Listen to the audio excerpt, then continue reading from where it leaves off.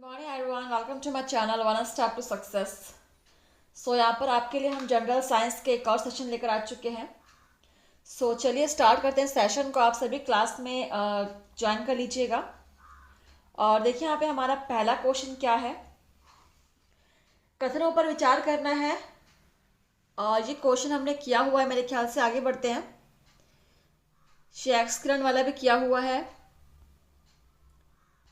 जे भी हो चुका है। क्वेश्चंस रिपीट क्यों हो रहे हैं, कोई बात नहीं।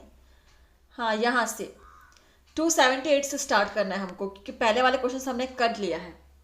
सो हमारा पहला क्वेश्चन है, निम्नलिखित कथनों में से कौन सा एक सूचना का सर्वाधिक प्रभावी वाहक है। ऑप्शन से आपके केबल, सूक्ष्म तरंग, रेडियो तरंग या प्रकाशीय।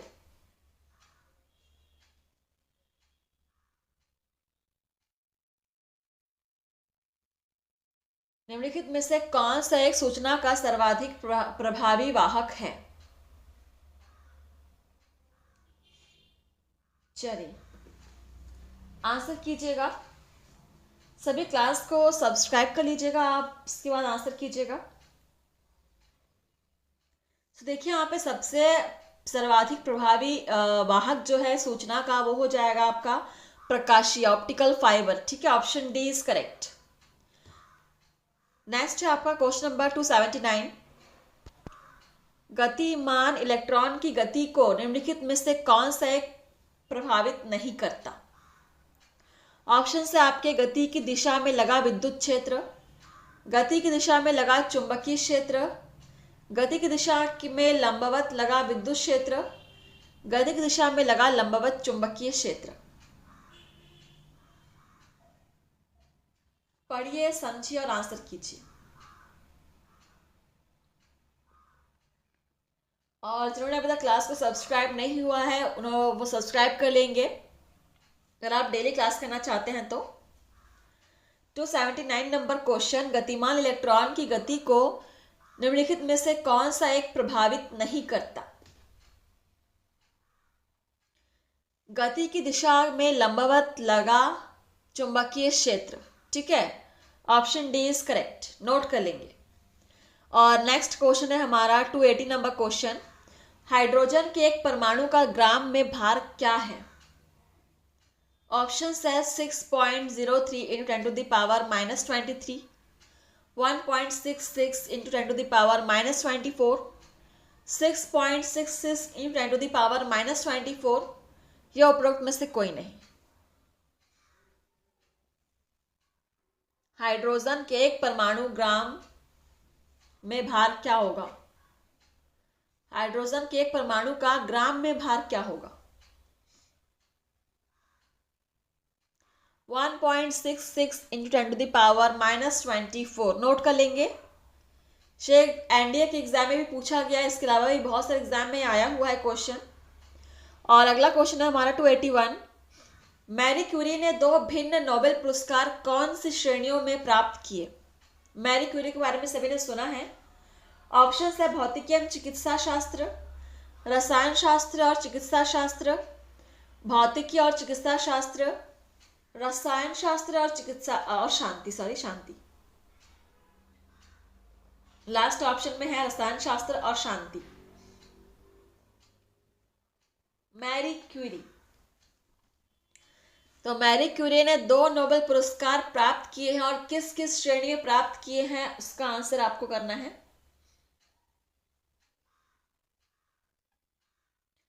भौतिकी और चिकित्सा शास्त्र, इन 2 श्रेणियों में उन्होंने नोबेल पुरस्कार प्राप्त किया है। Option first is correct.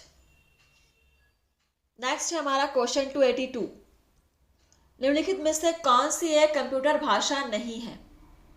COBOL, visual basic, HTML या नेटस्केप।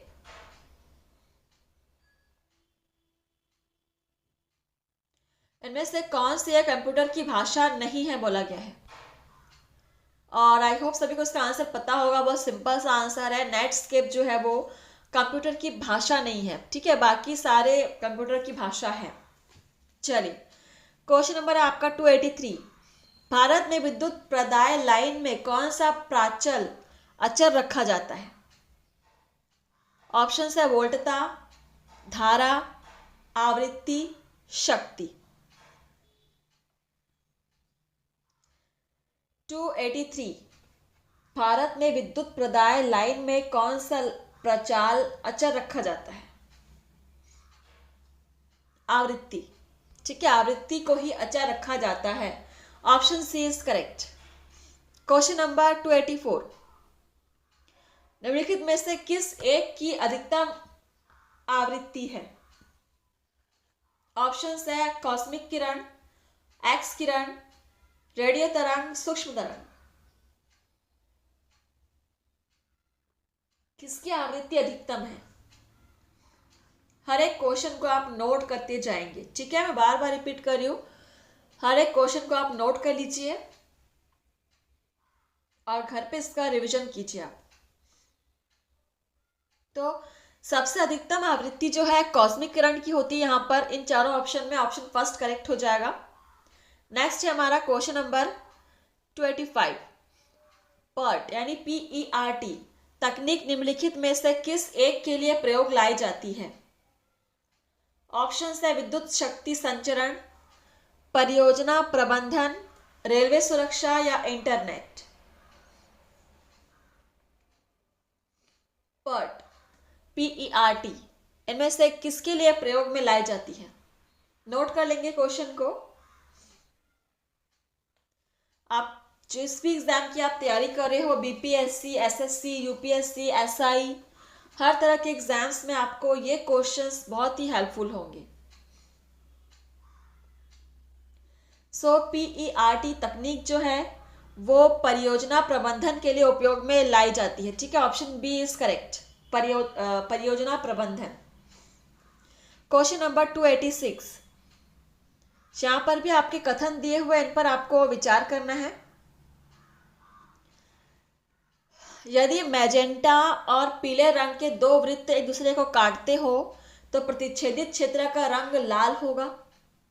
यदि सायन और मैजेंटा रंग के दो वृत्त एक दूसरे को काटते हो तो प्रतिच्छेदित क्षेत्र का रंग नीला होगा। इनमें से कौन से ऑप्शन सही है वो आपको बताना है। दो आपको कथन दिए हुए हैं। ठीक है, कथन को पढ़िए, समझिए और आंसर कीजिए।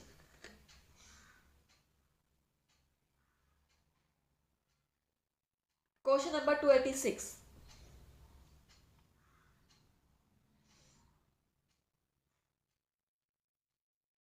यहां पर देखिए आपका पहला ऑप्शन बिल्कुल सही है। ठीक है, मैजेंटा और पीले रंग को मिलाने पर आपका रंग लाल बनता है। और ऑप्शन सेकंड में जो दिया हुआ आपका कि सायन और मैजेंटा के मेल से यहाँ पर नीला रंग बनता है, ये भी आपका बिल्कुल सही है। ठीक है, ऑप्शन दोनों ही आपके सही हैं। देखते हैं कौन से कूट में दिया हुआ है। बिल्कुल ऑप्शन सी 1 और 2 दोनों। चलिए नेक्स्ट है हमारा क्वेश्चन नंबर 287। ये भी आपके कथन वाले क्वेश्चन है, कथनों पर विचार कीजिए।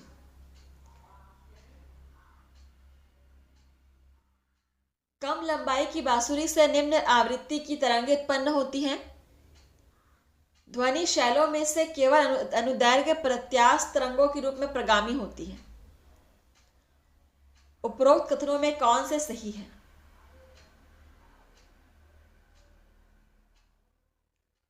चलिए समझिए पहले क्वेश्चन को अच्छे से, जल्दबाजी नहीं करना है। और यहाँ पे आप देख सकते हैं ये IAS 2007 के एग्जाम में आया हुआ है। ठीक है, कम लंबाई की बांसुरी से निम्न आवृत्ति की तरंग उत्पन्न होती है, पहला कथन। ध्वनि शैलों में से केवल अनुदैर्घ्य प्रत्यास्थ तरंगों के रूप में प्रगामी होती है। चलिए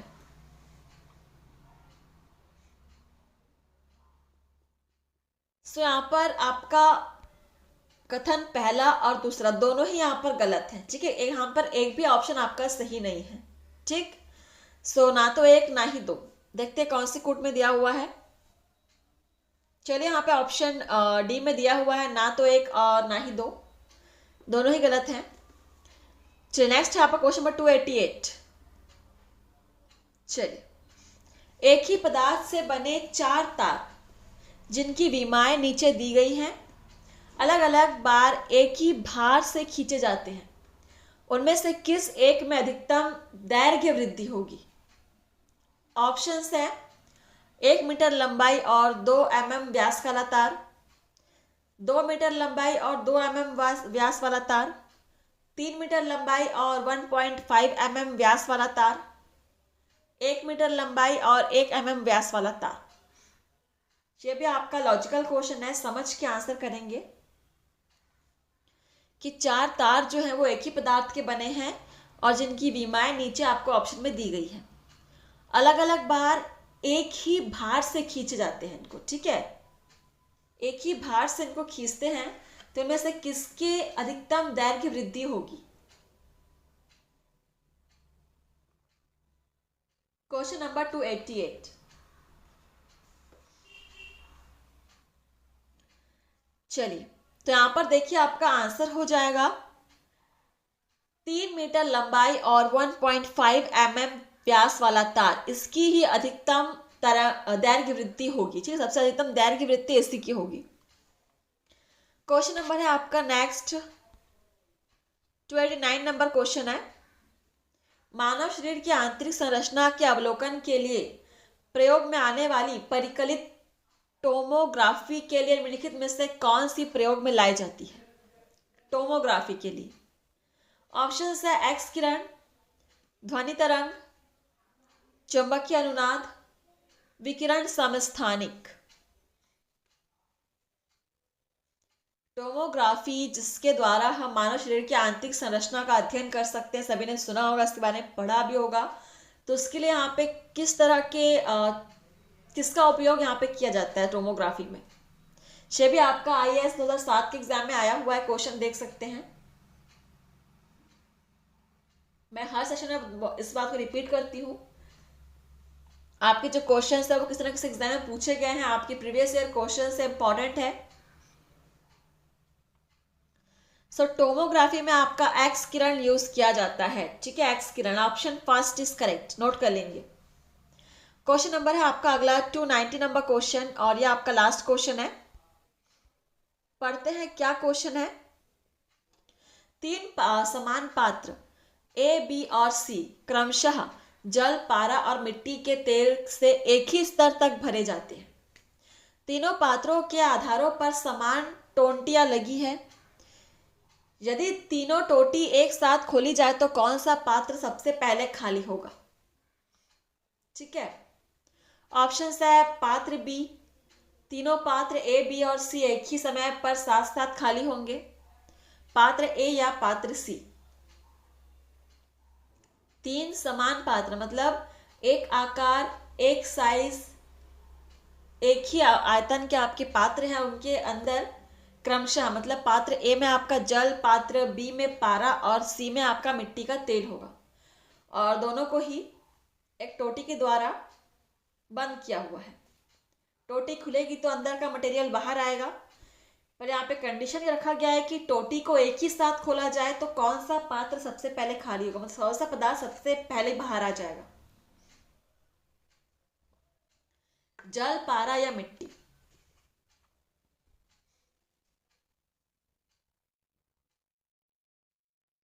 सो इसका आंसर सभी को पता होना चाहिए।